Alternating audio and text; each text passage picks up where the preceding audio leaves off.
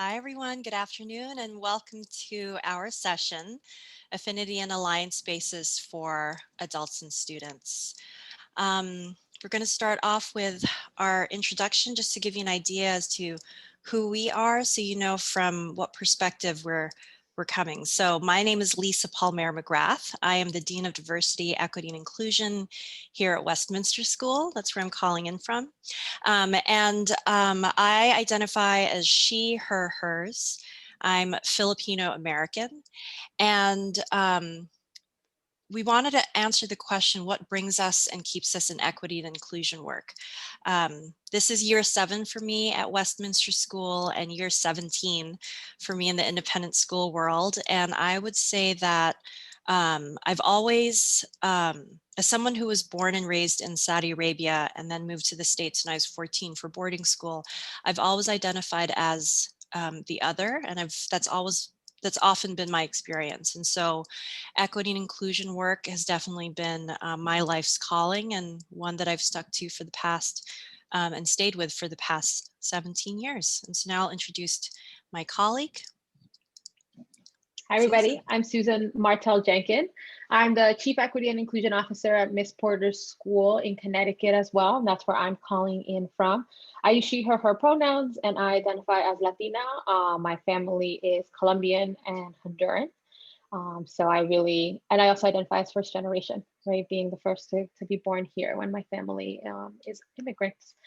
So that's important to me. So what brings me and keeps me in equity work? What brought me to equity work was being one of a few teachers of color at Porter's when I started 11 years ago, and seeing how students wanted to talk to me because I had a shared experience with them.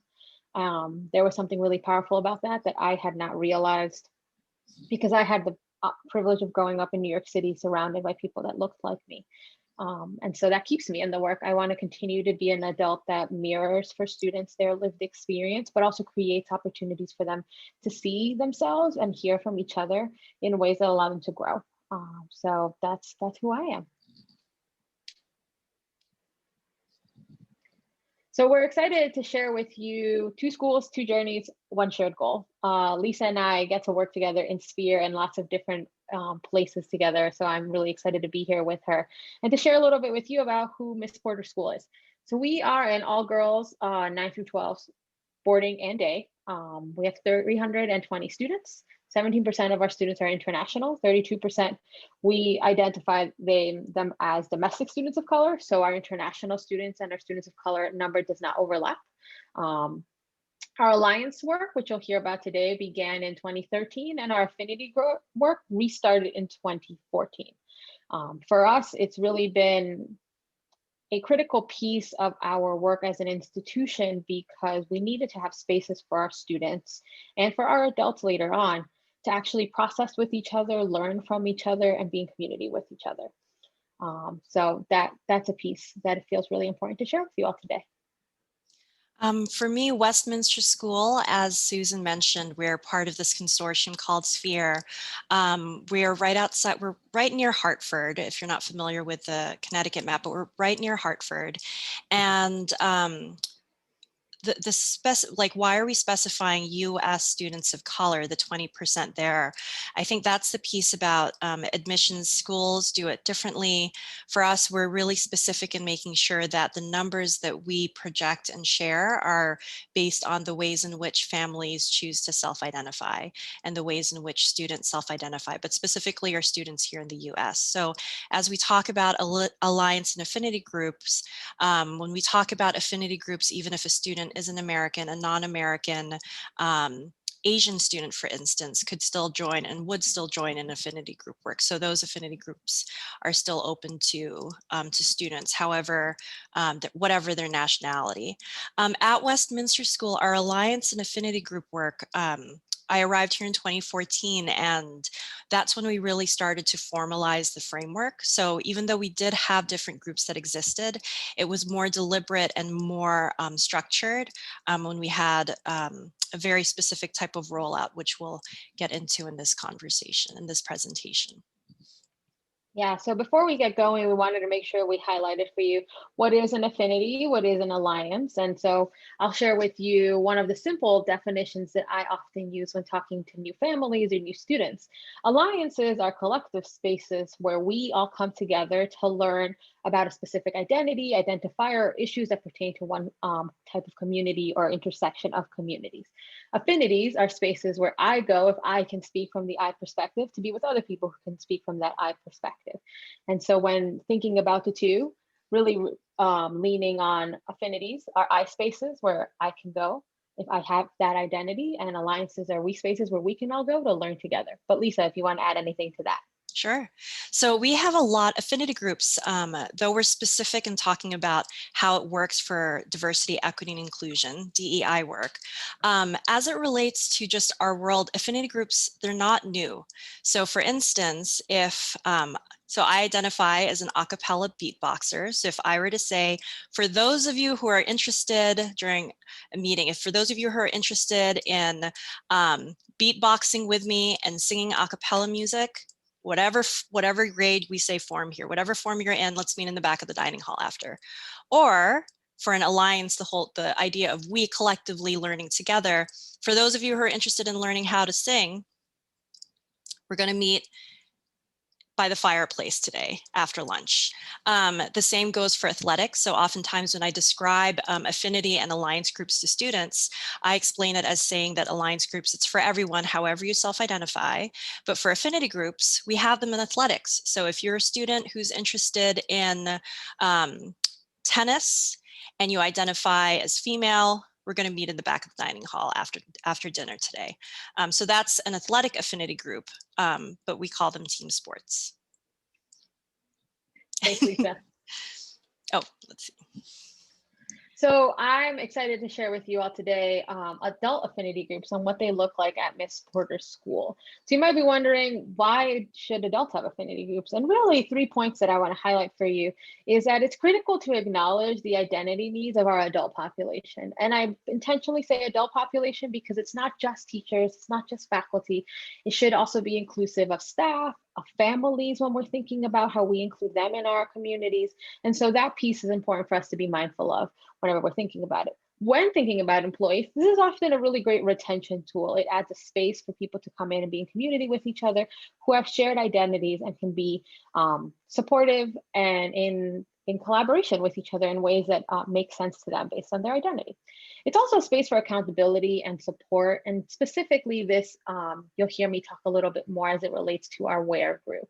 So at Porter's, we have 4 groups that are really focused on the adult experience in different ways. We have the Employee of Color Affinity, which as its title says, is for anybody in our community that is an employee that identifies as a person of color. What we'll typically do at the start of a year is send out an email to all employees saying, if you identify as an employee of color, please feel free to join this group, reach out to us, and we'll add you to the list. We will also do targeted outreach to individuals that we know identify as people of color who have disclosed that to us and invite them in. Share with them what the group does, what we are here to be of support in, and how we can be in community. And really what this leads to is a lot of opportunity to connect with each other, to chat, to seek support from more veteran teachers, to better understand the school culture, and to create that community that sometimes can be challenging when you're brand new to a new school. And so we meet monthly. Sometimes we try to meet bi-weekly depending on the needs at the time. Sometimes it's just to connect and chat and see how you're doing, how your cat's doing, what did you just bake last week, or how your kids are doing. Other times it's to ask for support. How do I navigate this challenging thing that's happening in the classroom or with a colleague? What is your advice on how to reach out to this administrator? So it serves lots of purposes, and for some people it meets different needs. Some folks will show up for lots of the social stuff, others will show up for some of the support stuff. Some will do both. And so for us, it's really important that this group be for all employees and that we're thinking about our staff's experience, our teachers' experience, our administrators' experience, and how they can be in community with each other. The second group that we have just started is our LGBTQ adult affinity group. We happen to have a critical mass that has interest in being in community with each other. So we felt it was important to create that space. Similarly to the EOC group, we send out an email from the Office of Equity and Inclusion saying this group exists. There is a facilitator who is a member of the LGBTQ+ community who takes on the responsibility of being the organizer. The list is confidential, the invite is confidential. So only members who want to be in that space and who want to be out to other members in that space are the ones that show up. And the expectation is that you are signing up with an understanding that there's confidentiality, that you are able to speak from the I perspective as an LGBTQ+ adult in our community, and that you are honoring the space that is being created. And again, similarly to the EOC group, support, camaraderie, socializing, and being in community. This third group is our White Anti-Racist Everywhere group. It was originally called the White Anti-Racist Educators, and we, again, trying to be inclusive of all of the adults on our campus and all of our employees, realized that that doesn't necessarily speak to our staff members, right? What does it mean to be part of a group that might have in its title the focus on being educators when all folks might want to be involved? All white folks that want to sign up to this are not necessarily educators. So it was changed this year to White Anti-Racist Everywhere, with the idea that white folks have a responsibility to be in this work wherever they are, not just in our community, not just when they are teachers, or not just when they have that hat on. So this group was started probably about 3.5 years ago now at this point, as a way of pushing against the narrative of, well, where's the white? We often heard, what about white affinity groups?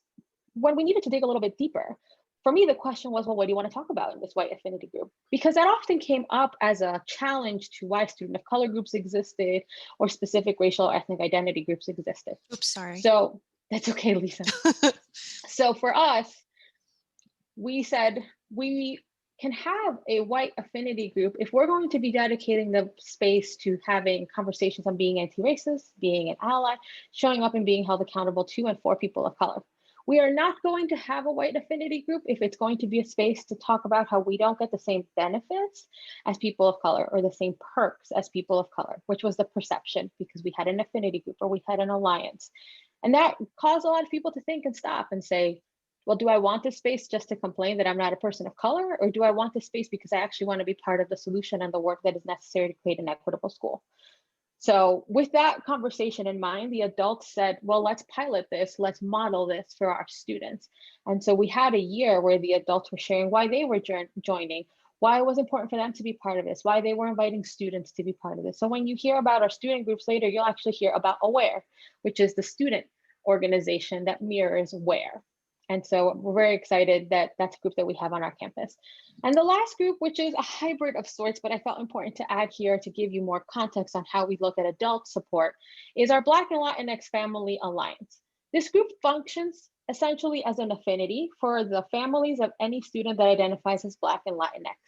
However, we have labeled it an alliance because 4 times a year, they meet with the administration to talk about student support, student retention, student recruitment, and then just general community needs.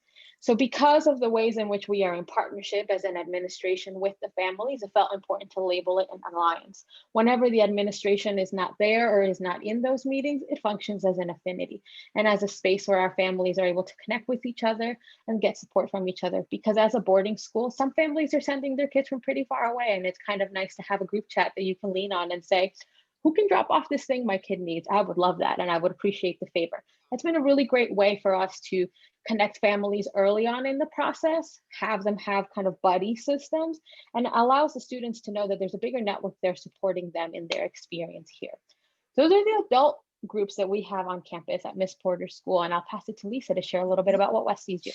And over at Westminster, and you'll, as Susan pointed out in her description of the different groups, you'll notice that the ways in which groups are invited, or that the ways in which adults in the community and students in the community are invited or informed about these groups can really differs depending on timing, audience, and so that's something that we're also very specific about. So at Westminster School, we have 3 main adult ones, the first one being a Faculty of Color Affinity group, and the others are listed here. Now, the Faculty of Color Affinity group, I would say that this is an affinity group that has existed in any predominantly white school, NAIS school, when there are only a few faculty members of color, you come together, and oftentimes there's a friendship there that forms. What we decided to do this year was to formalize that structure. So we had the faculty of color affinity group, and just like what Susan explained, not everyone who, based on definition, NAIS definition, I should specify, not everyone who fits the NAIS description of what it means to be a person of color is part of that group, because there are some folks, and it's just the way identity works, where yes, they identify as BIPOC or as a faculty of color, but they at this time would rather not be part of that group for whatever reason. And so that's something that that's a detail that's absolutely fine. I talk about it often with our student groups, and I'll go into that later on when I talk about students. You'll see here the Black Alumni Affinity Group and the Parents of Students of Color. These are two affinity groups that were created just this past school year. And so with the different Instagram accounts that were created, Black at fill in the independent school, in learning about more stories and ways in which, and in the research and investigation of finding ways to better support and make our community more inclusive, more welcoming. Where are we, where we were, where do we want to go? We learned that there was a need and a desire to have affinity groups for the adults in our alumni community. And so we created the Black Alumni Affinity Group. And here, as I've listed in the bullets, you'll see that it's a space really for professional and personal networking. And so when you think about alumni, when you think of your advancement offices, one of the pieces that's really powerful about affinity group work and about social events geared towards a specific, but in this case for Black alumni at Westminster School, is remembering that sometimes when it comes to reunions, and if you look at the photos that you have at reunion, and I can speak to this too from my own independent school experience from having graduated, is that oftentimes alumni of color, because they're friends with each other, right, and there are only a few for predominantly white schools, oftentimes to say that reunion, I'll speak from the I perspective, if I were to go for a class of 99, I graduated in 99, my friends are also, who are people of color, are also from 98, 97, 2000.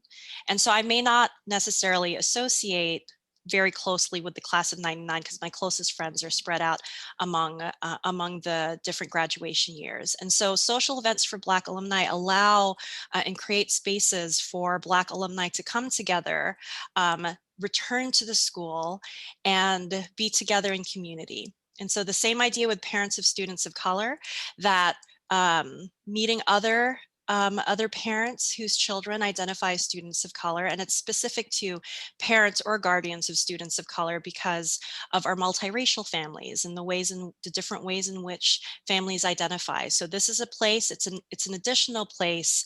It's not separate from our parents association, it's part of. So I explain parents and guardians of students of color as a space that's in addition to the events that the Parents Association is holding, here's another space. And so we created that space this year. We've met only a couple of times really over Zoom. And the idea behind this is that once we're ready to and allowed to be back in person again, then we could have a space where here's a coffee, here's a coffee for those who identify as parents and guardians of students of color. And again, that same idea that Susan explained for our Black and Latinx families at Ms. Porter's school, at Westminster School, this just allows that whole space for friendship, ways in which of supporting each other, similar questions that students might have or that parents might have. And so those are the adult affinity groups at Westminster. And now I'll pass it along to Susan. Yeah, so what we're going to share with you in this section is a rollout on kind of what does it look like to do this work. And we'll share different points of views on how our schools did it, because it's actually very similar and very close in timeline, but of course with its variations. And we'll specifically be talking next about the adult piece, right? What is the role of the facilitator? How do we actually look at that?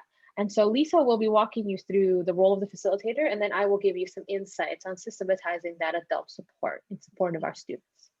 So the role of the facilitator, this speaks to resources and how faculty really have to be involved with the rollout of affinity groups and alliance groups, but particularly affinity groups. So I specifically identify as a woman of color. I identify as Filipino. I identify as Asian Pacific Islander. So these are the different affinity groups with which I can identify. Here for the role of the faculty facilitator, leaning on and trusting and training faculty colleagues to play that same facilitator role is really crucial if your schools don't have, or if a school doesn't have a structured affinity group space. So when I arrived in 2014, as I mentioned, there were affinity and alliance groups that happened to exist, but we had one called, we still have the group, it's called The Gathering, and it's our Black and African American and African male affinity group here. And it did exist even before I arrived. However, it wasn't necessarily publicized. And so having that structure and making sure that it's public is really important. And the faculty facilitators basically charged with that privilege of holding space for students and community members. You see here for number 3A and B, the difference between cognitive and emotional empathy. And so speaking from that part about the thinking space and the heart space. And so this speaks to a little bit, actually a lot of why I've stayed with equity and inclusion work is I really believe that when someone is able to bring their authentic self and they're able to talk about the values and what's important to them. And when our values match, even if our identities are very different, there's a shared emotional experience there that I consider very sacred. It's a very spiritual space. And so that emotional empathy, reaching that emotional empathy is really powerful. That faculty members can help with that, whether it's with other colleagues or with students. And then the cognitive empathy is a part where, as it says here, taking another person's perspective is the heart space is really important. And there's a lot of that when we talk about pain and healing, when we talk about spaces where someone feels comfortable speaking their truth even when your voice shakes. This is all the emotional empathy, but then helping faculty members figure out how to talk about the cognitive empathy so that we're talking about and sharing spaces where people can share their stories, but not breaking out into tears if we're feeling moved. Because again, our role as facilitators is how do we open up the space so that you can share your story and others can be there, right? So that's a part. And so bringing faculty members who are interested in this role, talking about why they're interested in this role and where they are in their own identities and their own lives, that's really important, because someone who identifies with a certain identity might not be ready to be the facilitator. So what kind of guidance do they need? What I need as a faculty member to facilitate a certain group at this point of time might be different from what Susan would need in her identity and in her where she is right now. So some activities and discussion prompts, we have here what's listed, some examples. Other examples that faculty facilitators have done also include how does your family self-identify? What is your heritage? What made you decide to show up today? Another one that I really enjoy is if you were to pick one part of your name, what story is it that comes with that name? Or if you don't know from where your name comes, if you were to imagine where it came from where do you think it came?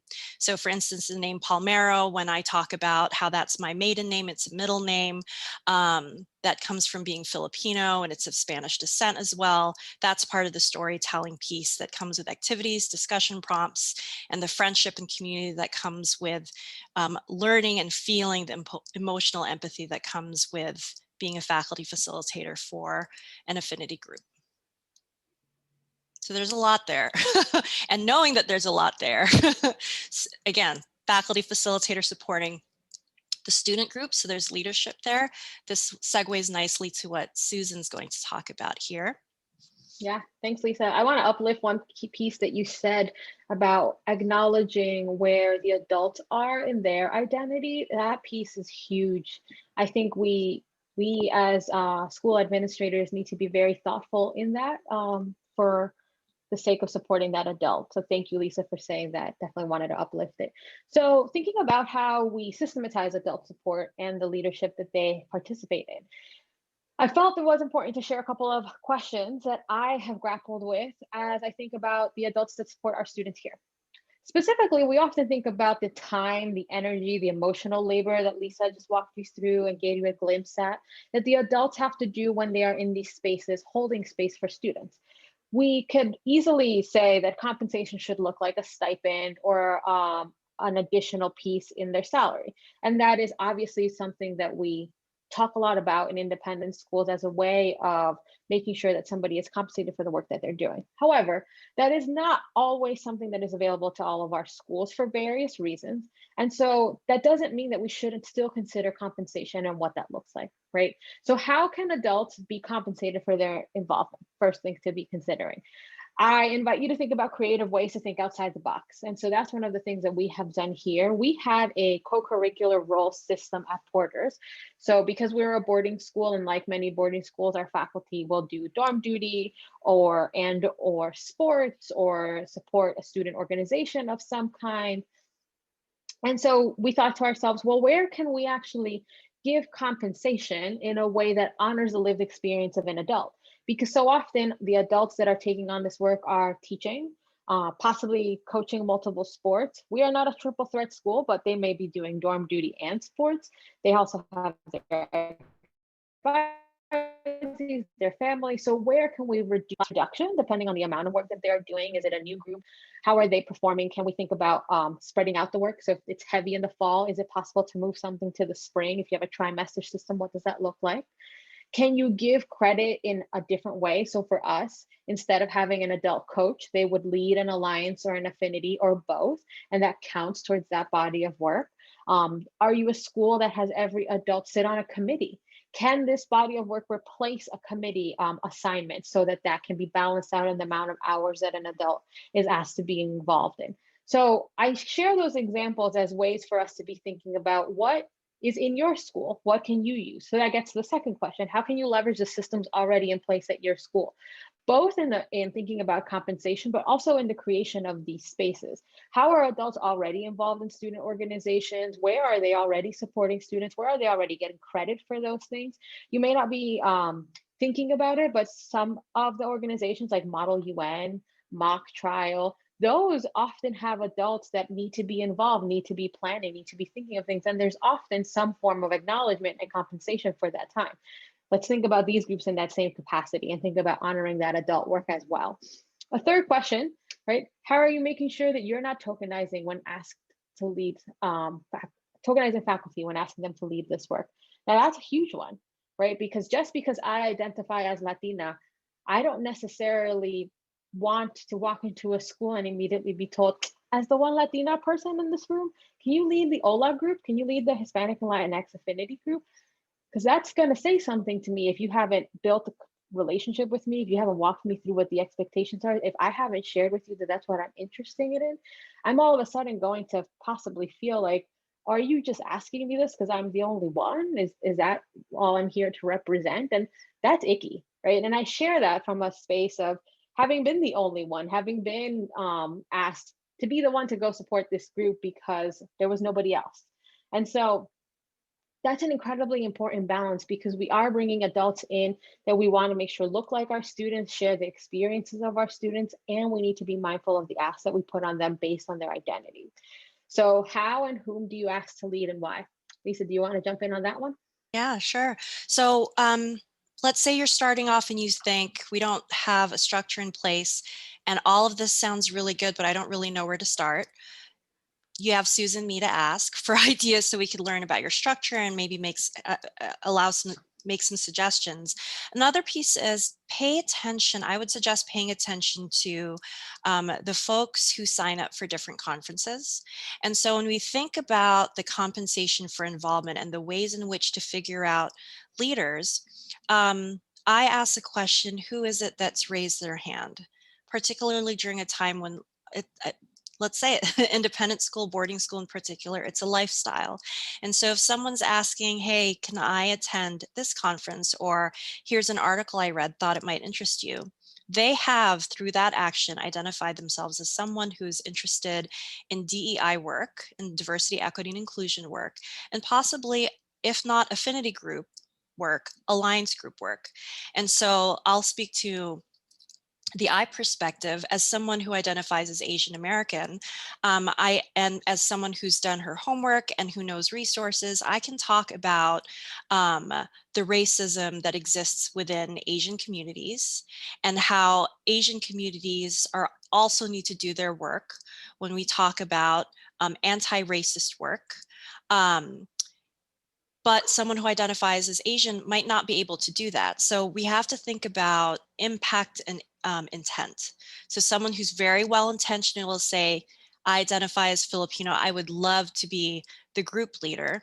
Okay, how are you educating yourself as someone who's facilitating, and what kind of support are you given? If it's not, as Susan mentioned, through money, then how about time? Are you being supported when you ask to attend a certain conference, the People of Color Conference, the White Privilege Institute? There are all these different institutes that NAIS offers. How about some other ones like the ones that NNSP offer? Are faculty members being supported to attend that by having their classes covered? So these are some examples of how and whom do you ask to lead and why that is. So this is where we dive into student experiences. And what we have here, it's just an example of what a school could do. This is what Westminster School did in 4 years. And so what does that rollout look like? This is where we think about the rollout. The part here that I'd really like to highlight is year 1 and about the where are we or where do we want to be. I had the advantage of being a new diversity practitioner. And so I spent my whole first year, just asking questions, learning about the history of the school, really just making friends with people. That's what coalition building is. Yeah, it's fancy say for saying making friends with people and finding what people are interested in. And not making assumptions, right? So that's what year 1 is. If you are someone who's already at your school, the way in which you're going to learn about your school and say, where are we? What do we need to be? Fresh set of eyes. Maybe the way in which you learn about your school might be, let's look at some cultural competency surveys that exist out there. Let's look at an assessment or an evaluation, someone else to tell us, where are we? Right? So I had the advantage again of being a new diversity practitioner at Westminster School. And so I got a chance to figure out the lay of the land and get to know board members, that piece. So this is also the part where when looking at a school and the structure, where is your diversity practitioner? What is the role that she plays in decision making and conversations? So for instance, the fact that I can say that I met with and got a chance to know the board of trustees in my first year, that I'm part of a committee, I'm part of the senior admin team, that speaks to, and it's not just, yes, optics, and the fact that I'm part of those conversations on a regular basis. It's more than just optics, right? It's about behind the scenes, my chance to point out, okay, how do these conversations affect these group of students or X, Y, and Z? But bringing it back to affinity and alliance groups, introducing the language. So affinity versus alliance groups, just the way Susan and I described it at the beginning of this presentation. My year 2, when I was explaining this and students were learning, I will say that students would say, Ms. McGrath, what is that that group, that infinity thing? I'm like, no, it's not the infinity thing. It's affinity group. Let's talk about affinity. To the point where students really, now they can talk about it, and I'm not explaining as much as I used to my second year, because this is just part of the culture, right? After 4 years, it's just the students don't know however else it was. So I really believe that's why it's 4 years here. So the student leadership, when we talk about the socials, it's about, where is the money? How healthy is the diversity, equity, and inclusion budget at your school? At my school, I'm happy to say that it's healthy. And so we have ways of supporting leadership, conferences. What does that look like during a time of pandemic?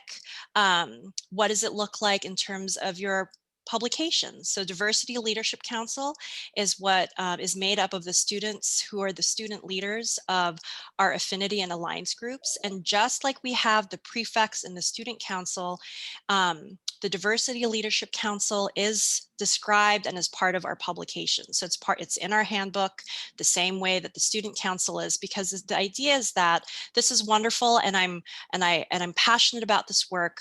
But if I were to leave and a new, which I'm not, but if I were to leave and a new diversity practitioner were to fill my office, would that diversity practitioner have to start from year one again? Or are there elements already in place that diversity practitioner can use and build off of? And so that's another piece, right?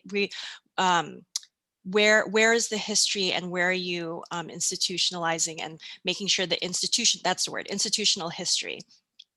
And we've talked about supporting the faculty advisors and the student leaders. Oh, actually, Susan, could you talk a little bit about what your timeline looked like? Yeah, happy to.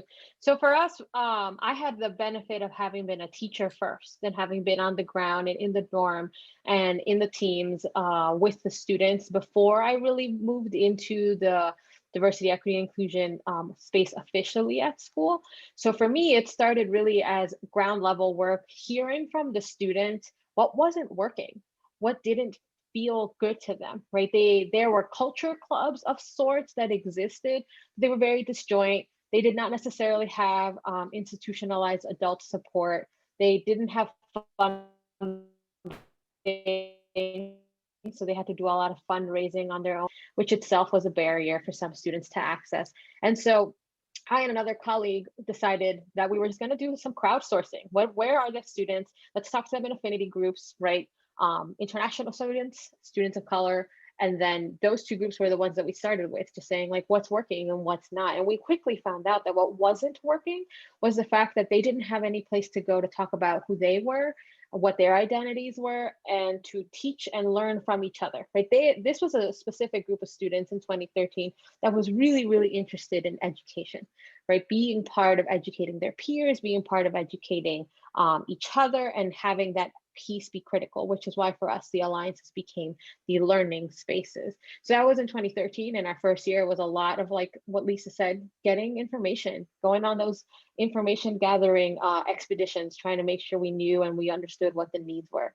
In year two, we piloted a couple of groups, had some brave student leaders who stepped forward, had some adults who wanted to volunteer their time, and began to fuse the language into the community culture.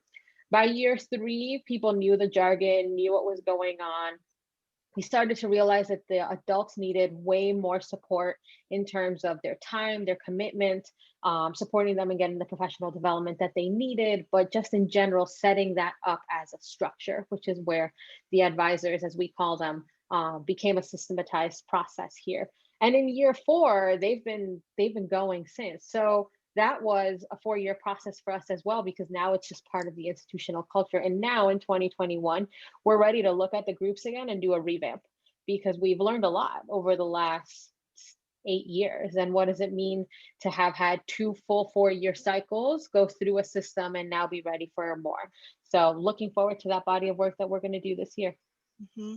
So as you can already see from everything that Susan and I are describing, that our schools, I'm just taking a look, our schools that point out and that really support affinity and alliance groups, these groups have made our schools and our communities more inclusive. It's allowed people a space to talk about issues, or to share parts of their experiences that they might not otherwise share. And so that's what it is. Sometimes I've heard pushback that I've received is, well, by creating an affinity group, aren't you excluding other people? And no, because the idea is it's a chance for people who identify the same way to come together and to talk about and practice storytelling, so that with the main goal to be so that they can also be their best selves, so that they can share that part of their identity with the rest of the community. So let's see, just as an example of community norms that groups can start with, this is just like any classroom saying, these are my expectations as a teacher, you're in dress code, your phones are off and on silent or put away. Same thing, you do this at the beginning of every group. This is one that we use here at Westminster School. And what's nice about this is it's linked to our diversity statement. So you can see that there are asterisks there. The part that I really wanted to highlight in this list of community norms is a word that Susan and I have used, that word brave. So if you could see that part about being kind and being brave, you'll notice too that for DEI work, there's the shift from safe space to courageous space. And so talking about, you'll see headlines, or you'll see, if you haven't already, titles of workshops where it's talking about having courageous conversations. And so the whole idea of courageous conversations, it's not just about talking and practicing how to talk about what it is you want to talk about. It's also learning how to listen, but not have come up with a response in your head as you're listening. And I just realized too that if you have some questions that you'd like to put in the chat box, please feel free to list that and we'll get to questions in the end. Let's see. Okay. So these are examples of the Student Alliance and Affinity groups at Westminster School. There's a history and a story for each one that exists. I will say that when rolling this out, the way in which I decided to roll out affinity groups was I made it a part of an all-school event. At the time, it was Diversity Day. Now we have equity and inclusion meetings periodically during the year, right? So, but Diversity Day at the time was my first all school event, my first year at Westminster School. And so when I had Diversity Day, that was a chance where students could choose to self-identify and attend an affinity group of their choosing, but it had to match their self-identity, or they could attend another event, which was also an option. And so that's where I explained that piece. For our affinity groups here at Westminster School, all the groups that exist, actually also the alliance groups, they're all student run and they're student initiated. And so when talking about, for instance, the Asian Pacific Islander affinity group, I had a couple of students, one Japanese, one South Korean, ask me my second year at Westminster, or my third year at Westminster, Ms. McGrath, why don't we have an Asian affinity group? To which I replied, why don't we? And so we talked, they're like, yeah, but you're so proud about being Asian and you're all about being a Filipino woman. And I said, I am. I've done my work. So what are you interested in? And then they explained to me that they wanted to have an affinity space. And I asked them to explain why, right? So being able to talk about it, it's not just about starting a group. Okay, so now you've answered the why. How do you plan on sustaining that group? And so all these different groups that exist, we've talked about sustaining and maintaining and making sure that the group stays alive, even after the students who initiated the group graduate. So one that I'm particularly, that still brings me to tears really is, so we have the Gender and Sexuality Alliance, again, right? It's about collective education. And then we have the LGBTQ plus affinity group. And this was started so this is year 7 for me. So it was actually my 5th year, I think, at Westminster School, where at the start of this school year, 3 students came out to me and said, Ms. McGrath, can we start an LGBT one? And I started to get really choked up and teary. And they said, oh, are we not allowed to? I said, no. I said, this is a really powerful moment for me, because the fact that you're interested in creating an affinity group. And I explained to them that what it meant if you were in an affinity group, and school sponsorship. And when I explained that, and I said the fact that you feel comfortable also coming out to me, and you're interested in coming out to the community and having this group, and how is it different from GSA? I said it's just really powerful. And so I made sure when starting the LGBTQ affinity group with our students that I did my homework and I did research. I didn't just say yes. I looked for other schools that also had LGBT specific affinity groups, because that format and the way it's done at a conference, very different from the way it's done at a school. So I really wanted to be mindful of that. here, and Susan will talk some more about AWARE, but what's really exciting about this type of work and why it's actually a really great partnership, and I mentioned this right before our presentation, is that AWARE, Association of White Anti-Racist Education, is our newest affinity group here at Westminster. And it started over the summer, and it started because a student who graduated from Ms. Porter's school, Mackenzie Roller, she had a series of events for our sphere schools, and it was all the sphere schools were invited to attend AWARE-focused conversations over the summer. And so I had a couple of students who were interested, and I said, well, why don't you see what it's about and what you can learn, and let's see if we can kickstart that. And so I have a couple of students who did the work, and with our graduate from Ms. Porter's school, we were able to start this, and with faculty support and all the different types of support that we talked about earlier. And then Susan, if you'd like to talk about your groups. Yeah, absolutely. And I think one of the really amazing things about all of this work is that we're here to be in partnership and to support each other, right? That the goals that we have are always shared, and that's one of the really amazing pieces. And I'm really excited to be doing this with Lisa, as I said earlier. So we have decided this year that our blanket name for all of these groups are going to be equity and inclusion organizations, because they have such intricacies that one is our alliances, some are affinities, some are hybrids, which we call advisories. And so we've been working on like trying to find a name that encapsulates the entire student equity and inclusion organization experience. So maybe we'll come up with like a better umbrella name, but that's where we're at so far. So for us, our alliances and our advisories are the groups that really focus on that education. Our Black and Latinx Alliance, our Asian Students Alliance, of Gender and Sexuality Alliance, which I'll pause here to really share a little bit about that. This is our newest alliance. It is probably about 2 years old, and it is dedicated to conversations on mental health and neurotypicality. So as a school, we have been working a lot, as many schools have been, on destigmatizing conversations on mental health, making sure the students understand the resources that are available to them. And a few years ago, a couple of students said, well, why isn't this an alliance? This feels like the topic that needs an alliance group, right? The student leaders, the adult advisors, the community education, the awareness building. It has all of the makings of an alliance. And we said, sure, let's do that. Let's build this as an alliance. Let's make it one where we are focusing on this conversation. And one of the really amazing things that I have enjoyed about working with these groups is that they are deeply committed to being intersectional. So Elemental has had meetings with Spectrum where we talk about mental health as it relates to the LGBTQ community specifically. Elemental has paired up with BLA and ASA to talk about the student of color experience. And then we've gone even deeper and gone to the student of color experience for members who are also LGBTQ. So thinking really intentionally about how all of these groups layer in with each other, and that they are not meant to be absent of the other group, has been really powerful to see our students do. And so with that in mind is how we layered in, and it's why I wrote in here the International Student Advisory and AWARE.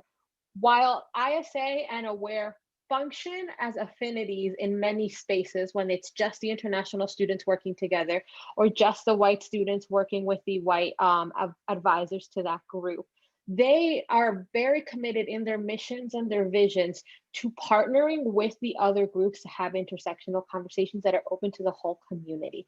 So even when we were talking about this as a student leadership group, I said to them, are you an affinity or are you an alliance if you had to pick one? And they actually didn't feel comfortable picking one because they were a hybrid of both. And it felt important to honor that piece when sharing it with you, that leaning on the student voice, leaning on the why for what they are doing is critical to the work that we do. And so that keeps the energy, that keeps us grounded in what the students need and where they are in their own understanding. I have a colleague here that says that students move at the speed of youth, and that we are just trying to keep up. Mm-hmm. And it's just such an amazing visual because it does feel that way. They are always ahead of us. So let's keep taking leadership from them. Let's keep learning from them. So that's where the affinity groups continue to ebb and flow and grow based on what the students need at the time. So Some students will decide that they want to name the group, others will decide that they don't. So Constellations is our Asian and Pacific Islander student affinity group, and they thought it would be really cool to have like a punny name. And then Ola, we were inspired by Westy because we wanted to have make sure that we had both the Hispanic and Latinx piece there together. So again, lots of ways that we learn and grow from each other. And so each of these groups exists because there is student interest and student voice as part of it. It has meant that at some points when there aren't students to take on a group, that it does get sunset for a year or becomes a little less active. And we grapple with that as a community. What does it mean that this year this affinity is not as active because students aren't interested in leading it, or there isn't as big of a critical mass? That's a huge question for us to grapple with as a community. And so instead of pretending that it's not there, we honor it, we talk about it, we say these are the groups that are active this year, these are the groups that are inactive this year. And what does that mean?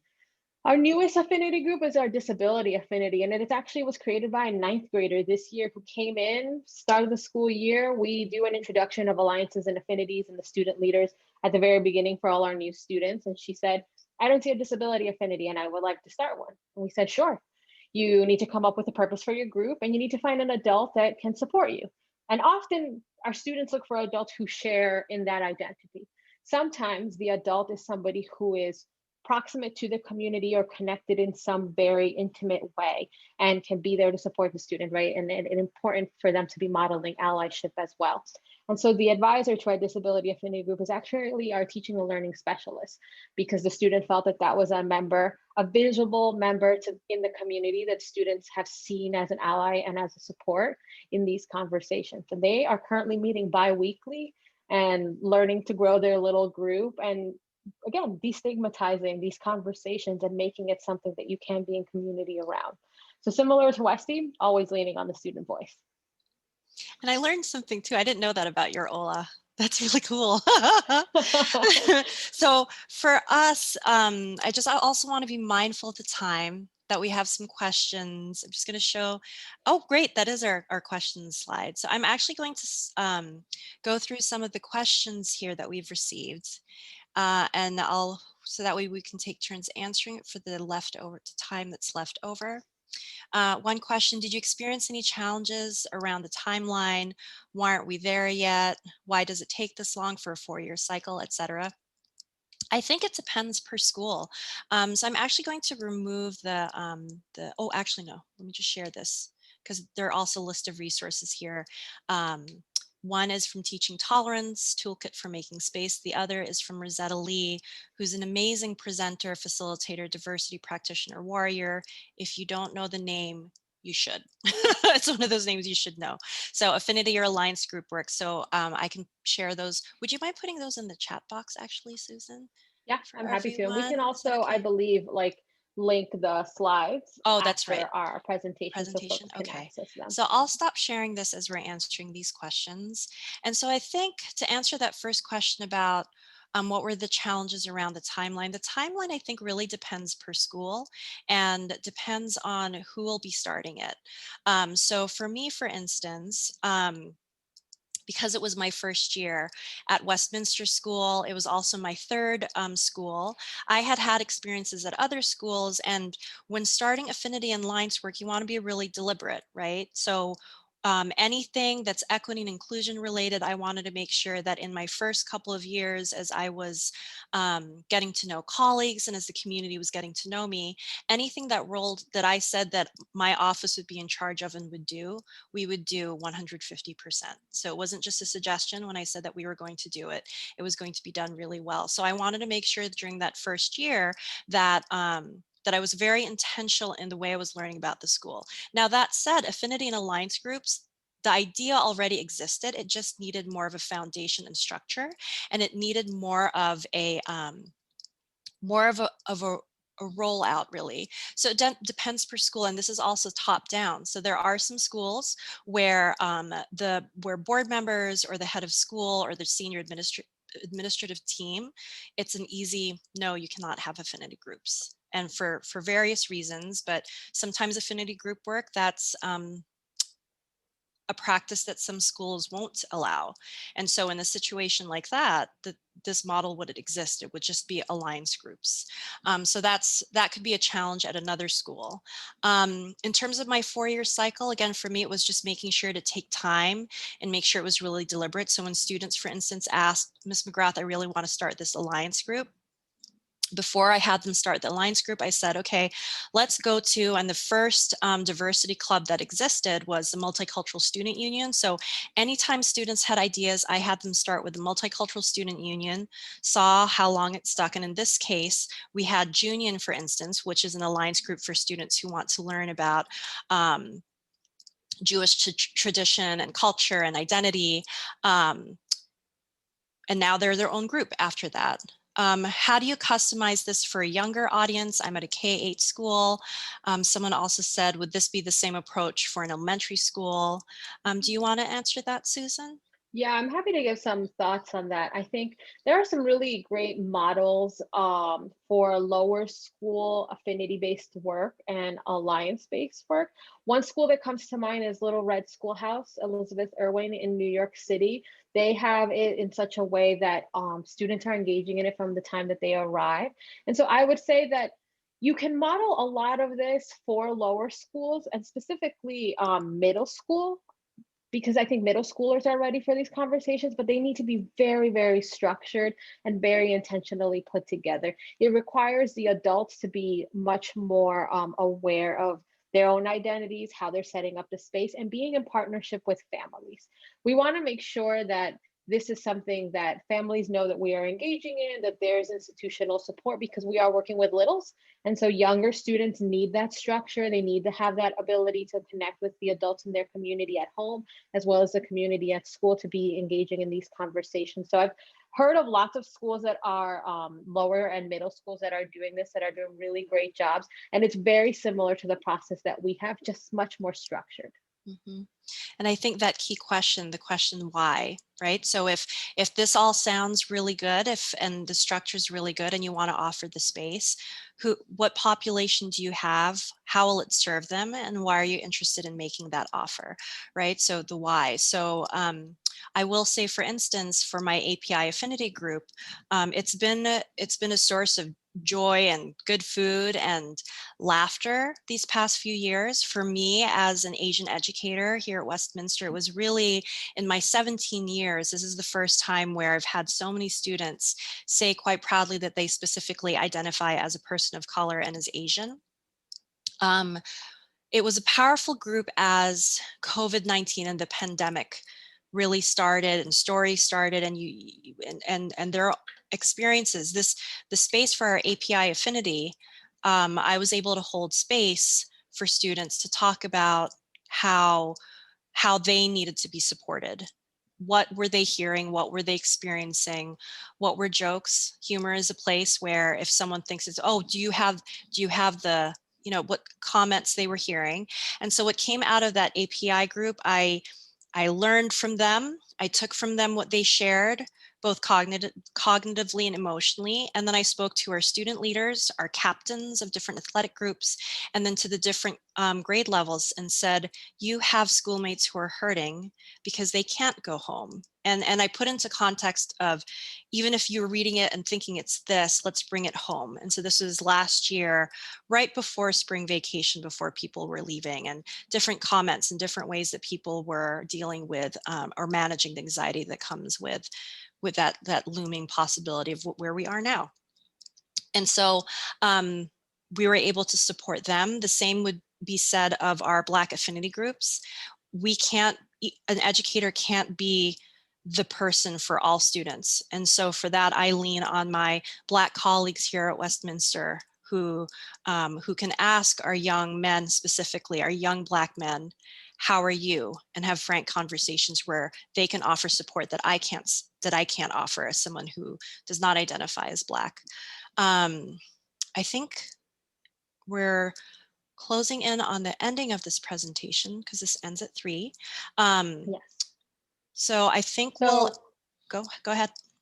I was going to say, Lisa and I are available as resources to talk through with anybody on this webinar. Any of the ideas that you're having or the challenges, we don't claim to have the answers, but we are happy to be sounding boards. I know some of you may have put in some last minute questions that we didn't get to, so we would love to connect with you if there's something that we can be helpful with.